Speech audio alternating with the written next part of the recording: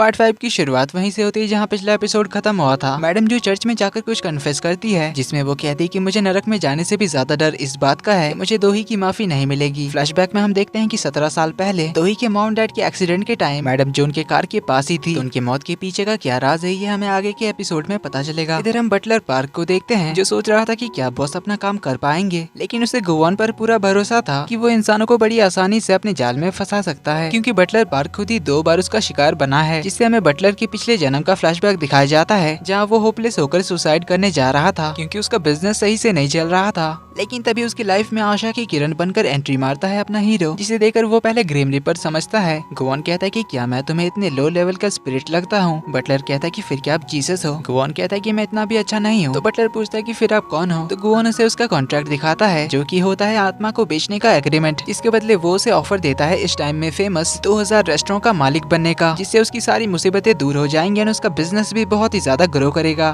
Buttler पहले की तरह इस बार भी लालच में आ जाता है और कॉन्ट्रैक्ट साइन करने जाता है। तो गुवान इस बार भी पिछली बार की तरह उसकी उंगली में सुई चुभा देता है, मगर इससे बटलर को उसका पिछला लाइफ याद आ जाता है, वही मछली पकड़ने वाला जिसमें उसने बहुत सारी मछलियाँ पकड़ी, बहुत सारी मछलियाँ खाई और उन्हें बेचकर काफी अमीर भी बन गया। लेकिन इसी तरह 10 साल तक मछलियाँ खाते खाते एग्जैक्ट 10 साल बाद वाले दिन मछली खाते हुए ही वो मर जाता है और उसकी आत्मा चली जाती है नरक में, जहाँ उसे मछलियों की आत्माओं ने बहुत ही ज्यादा टॉर्चर किया था। जो याद आते ही वो तो गुवान पर बरस पड़ता है और उसे मारने ही लग जाता है, लेकिन उसने इस बार भी कॉन्ट्रैक्ट साइन कर दिया था। तो उसी तरह पिछले 2 जन्मों से बटलर उसके साथ ही है। तो वो अपना खाना एंजॉय करते हुए कह रहा था कि अगर बॉस के पास पावर्स होती तो वो किसी को भी आसानी से अपने जाल में फंसा सकते थे, पर क्योंकि उनके पास अभी पावर नहीं है तो क्या वो दोही को अपने जाल में फंसा सकेंगे? अब उसकी ये बात गायोंग सुन लेती है, जो धीरे से आकर उससे पूछते है कि बॉस की पावर्स कैसे गई। इस पर बटलर के मुंह से तो बात निकल जाती है कि बॉस के हाथ से वो होली क्रॉस दोही नाम के एक इंसान के हाथ में ट्रांसफर हो गया है। लेकिन जब वो गायोंग को देखता है तो वो चुप हो जाता है, लेकिन गायोंग तो उसे चाकू के नोक पर रखकर सारी बातें उगलवा ही लेती है। इधर दोही उस जगह पर पहुंच गई थी जहाँ उसने गुवान को मिलने के लिए बुलाया था, पर उसे आसपास ना देख कहती है कहीं उसका कुछ और तो प्लान नहीं है। वो अपनी बीमारी का बहाना देकर मुझे ट्रिक करने की कोशिश तो नहीं कर रहा, इसीलिए उसे कॉल लगाने जाती है। मगर तभी वो फाउंटेन के उस पार गुवान को आता हुआ देख लेती है। एंड अगेन गुवान का हैंडसम सा फेस देखकर अपनी दोही तो उसे देखती ही रह जाती है। तो गुवान पास आकर उसका कॉल काटता है, जिस पर दोही कहती कि देखो तो तुम कहाँ से बीमार लग रहे हो, तुम्हारा चेहरा तो जैसे शाइन कर रहा है। गुवान भाई साहब तो फुल फ्लर्ट करने लग जाता है, कहता है कि क्या तुम्हें सच में लगता है कि मेरा चेहरा एकदम चमक रहा है? दोही कहती है छोड़ो ये सब, पिछली बार उस मिसअंडरस्टैंडिंग की वजह से मैंने तुम्हारा टाइम वेस्ट किया था, खाना भी खाया था, इसके लिए ये पैसे पकड़ो एज ए कम्पेंसेशन। गुवान कहता है कि मुझे पैसों की कोई जरूरत नहीं है, मेरे पास भी तुम्हारे जितने ही पैसे हैं। जसुन दोही कहती है कि ठीक है फिर। ये कहकर पैसे वापस लेती है और पूछती है कि फिर तुम्हें क्या चाहिए, क्योंकि तबीयत खराब होने का तो तुमने बहाना किया था और अगर तुम किसी डील के बारे में बात करने आए हो। दोही ने इतना कहा ही था कि गुवान कहता है कि उसकी जरूरत नहीं है, हमारे बीच अब कोई डील नहीं होगी। दोही पूछती है हमारे बीच से तुम्हारा क्या मतलब है? गुवान कहता है कि मेरे सिम्टम्स सच में रियल है, तुम्हारे साथ उस एक्सीडेंट के बाद पता नहीं मेरी बॉडी में कुछ अजीब सा बदलाव हुआ है, अब तो किसी काम में मेरा मन भी नहीं लग रहा है और ऐसा मैंने कभी भी फील नहीं किया। जिस पर दोही कहती कि फिर किसी साइकियाट्रिस्ट को दिखाओ, जिस पर गुवान कहता है नहीं, सिर्फ तुम ही मुझे ठीक कर सकती हो। ये कहकर उसका हाथ होल्ड करता है और उसे अपने थोड़े करीब लाकर कहता है कि मेरी हालत का जिम्मेदार तुम हो, तुमसे मिलने के बाद ही मुझे कुछ अजीब सा फील हो रहा है। ये कहकर गुवान तो उसकी आंखों में ही देखने लग जाता है, जिससे दोही भी उसकी आंखों में देखते ही रह जाती है। सीन कट होता है, गुवान दोही को कार से कहीं ले जा रहा था। दोही उसे कहती कि मैं ये क्लियर करना चाहती हूँ कि मैं बस तुम्हारी हेल्प करने के लिए तुम्हारे साथ टाइम स्पेंड कर रही हूँ, इसका और कोई दूसरा मतलब तुम मत समझना, जैसे कि डेट या फिर और कुछ। सामने से गुवान दोही को अपना हाथ देने के लिए कहता है, दोही सोचती कि कुछ ज्यादा ही जल्दी रोमांटिक बनने की कोशिश कर रहा है। देन वो अपना लेफ्ट हैंड उसकी ओर करती है,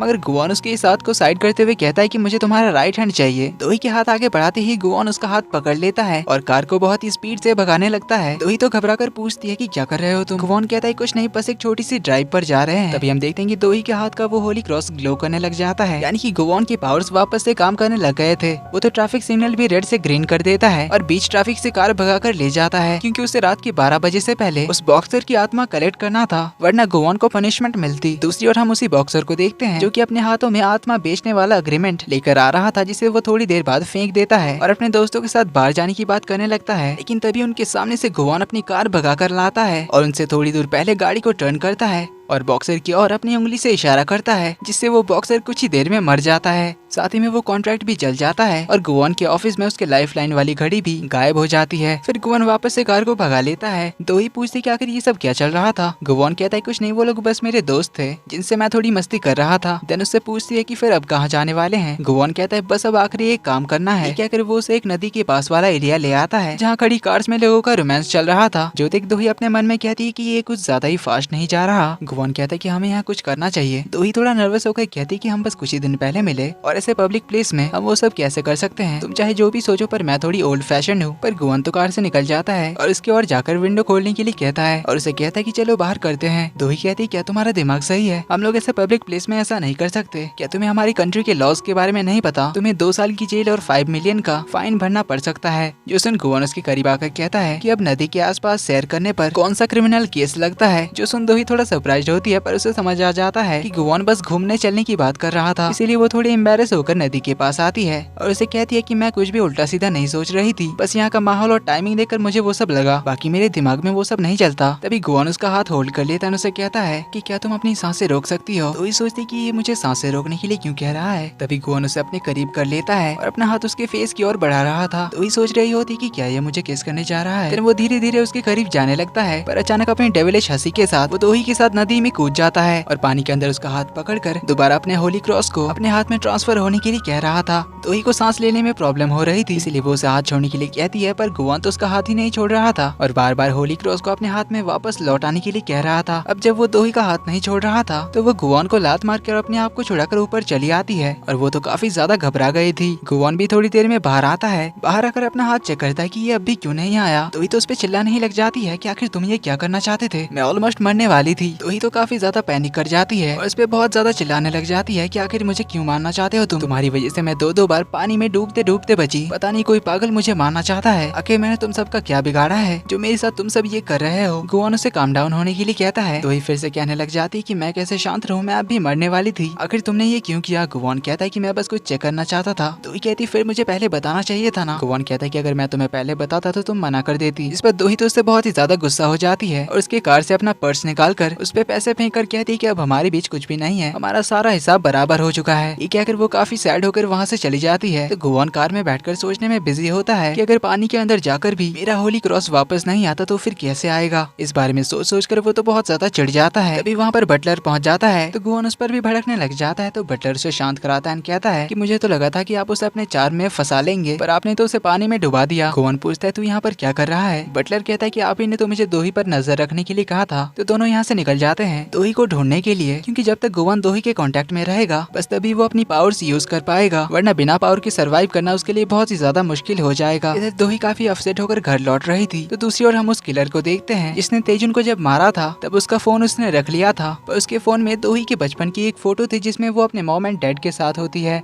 जो किलर उस फोन को एक लॉकर में रख देता है जिसे एक आदमी उस लॉकर से निकालकर एक दूसरे आदमी के पास ले जाता है जो शायद उसका बॉस होगा, पर हमें अभी उसका फेस नहीं दिखाया जाता। वो उस फोन को चेक करता है जिसमें लास्ट कॉल दोही का होता है, हमें बस अभी उस आदमी के हाथों का ग्लव्स दिखाया जाता है। इसका मतलब था कि इसी आदमी ने किलर को दोही को मारने के लिए कहा था। तो आखिर ये है कौन, इसका पर्दाफाश तो आने वाले एपिसोड में ही होगा। पर आगे हमें गायों को दिखाया जाता है जिसने दोही के बारे में सारी इन्फॉर्मेशन पता कर ली थी, पर इसके बाद तो वो काफी गुस्से में तलवार के साथ डांस करने लग जाती है। वहीं तरह में मैडम जू को दिखाया जाता है जो गॉड से प्रे कर रही थी कि भगवान उसे दोही को सच बताने की हिम्मत दे। दूसरी ओर हमें मैडम जू के बड़े बेटे नोसुक को दिखाया जाता है जो कि रात में बर्ड्स का शिकार कर रहा था, पर उसका चेहरा देखकर हमें साफ समझ आता है कि वो इतना भी भोला भाला नहीं है। वहीं नोसुक के बेटे का भी हम एक अलग रूप देखते हैं। वो इस टाइम एक मेंटल हेल्थ क्लिनिक में होता है जिससे अचानक अपनी बॉडी में इचिंग होने लग जाती है, जिससे अचानक से उसकी स्किन खराब होने लगती है और अचानक से उसका बिहेवियर बदल जाता है, जिससे हमें समझ आता है कि ये भी इतना सीधा साधा नहीं है। देन हम मैडम जू की बेटी सुवान को देखते हैं। उसने जो आर्टिकल पब्लिश कराया था दोही के प्रोडक्ट के खिलाफ में वो उसे चेंज कराने के लिए कहती है, जिस मीडिया हाउस ने उसे पब्लिश किया था, जिसके लिए उसे बहुत सारा पैसा पे करना पड़ता है। इसीलिए उसका गुस्सा तो और ज्यादा बढ़ जाता है दोही के खिलाफ। इसीलिए वो गुस्से में कहती है कि दोही मैं तुम्हें मार डालूंगी। इसके बाद हम जूसियोक को भी देखते हैं और वो भी थोड़ा अजीब लग रहा था। वो दोही के बनाए हुए टाई को अजीब तरह से घूर रहा था। अब पता नहीं ये सब दोही के लिए खतरा बनेंगे या फिर क्या, ये तो आगे के एपिसोड्स में क्लियर होगा। दिन इधर हम दोही को देखते हैं जो काफी ज्यादा सैड होती है क्योंकि वो बहुत ही ज्यादा डरी हुई थी। तभी रोड क्रॉस करते हुए वो न्यूज में देखती है मिस्टर तेजिन ने फांसी लगाकर सुसाइड कर लिया है, जिससे तो वो और ज्यादा घबरा जाती है क्योंकि बस कल ही तो तेजिन से उसकी बात हुई थी। वो इस बारे में सोच ही रही होती है। तभी एक बाइक तेजी से आकर दोही की तरफ एसिड फेंक देता है, मगर एसिड उसे लगने से पहले गुवान उसके आगे आ जाता है, जिससे गुवान की पीठ पर एसिड गिर जाता है, पर वो दोही को बचा लेता है। एंड टाइम पर उसने दोही का हाथ भी पकड़ लिया था, जिससे वो होली क्रॉस ग्लो करने लगता है। वहीं दोही, जिसका इन सब पे कोई ध्यान ही नहीं था, वो तो गुवान को देखने लग जाती है। अपने मन में कहती है कि पता नहीं कौन मेरा दोस्त है कौन मेरा दुश्मन, पर मुझे जब भी जरूरत होती है ये गुवान मेरे सामने आ जाता है जिसे मैं नहीं जानती। तो इसी के साथ इस एपिसोड का एंड यहीं पर होता है। तो अब कहानी में आगे बहुत सारे राज खुलने वाले हैं जिनके बारे में हमें अगले एपिसोड में पता चलेगा।